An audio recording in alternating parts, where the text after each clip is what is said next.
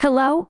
Welcome to our Best Kayak Guide channel. In this video, we are looking at the topic, how big of waves can a kayak handle? We highly recommend you to read the full in-depth blog post go to the link below. So let's dive in. Kayaking is one of the best ways to enjoy the beach. It gives you an adrenaline rush and also gives you the chance to get up close to nature. It is fun, adventurous, and a great sport too. Ask any experienced kayaker about how it feels to be in the water pushing through the waves. They will tell you how incredible the experience is, but you can never fully understand what they mean until you step into the water yourself. We know that you would love to give it a try. Are you ready to try kayaking for the first time? In the full blog post we have written on our website, we have done hours of research and divided the topic into the following areas. Number 1, what kind of waves can a kayak handle? Number 2, how to stay safe while kayaking in big waves. Number 3, check if your kayak has enough air. Number 4, stop when it gets windy. Number 5, how to handle waves. Number 6, how good is the kayak's edging ability? Number 7, how can you pick a kayak for big waves? Number 8, how do you turn back when there are big waves? And some related matters. As I mentioned before,